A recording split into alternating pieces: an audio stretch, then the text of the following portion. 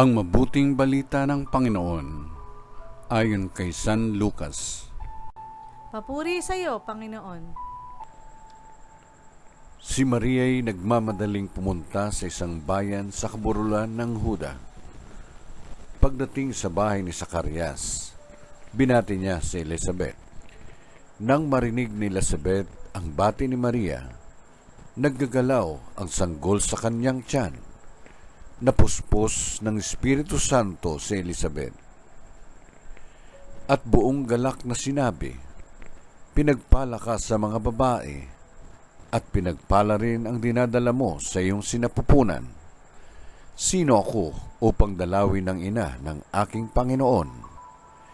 Sapagkat pagkarinig ko ng iyong bati ay naggagalaw sa tuwa ang sanggol sa aking tiyan. Mapalad ka sapagkat nanalig kang matutupad ang pinasasabi sa iyo ng Panginoon. Ang puso ko'y nagpupuri sa Panginoon at nagagalak ang aking espiritu dahil sa Diyos na aking tagapagligtas, sapagkat nilingap niya ang kanyang abang alipin. At mula ngayon, ako'y tatawaging mapalad ng lahat ng salinlahi, dahil sa mga dakilang bagay na ginawa sa akin ng makapangyarihang banal ang kanyang pangalan. Kinahabagan niya ang mga may takot sa kanya sa lahat ng salit-saling lahi. Ipinakita niya ang lakas ng kanyang mga bisig. Ipinangalat niya ang mga palalo ang isipan. Ibinagsak niya ang mga hari mula sa kanilang trono at itinaas ang mga nasa abang kalagayan.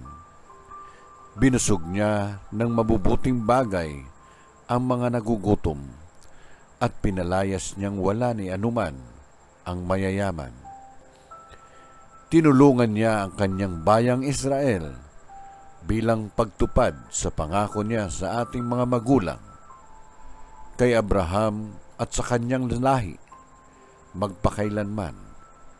Tumira si Maria kina Elizabeth ng may 3 buwan at saka umuwi.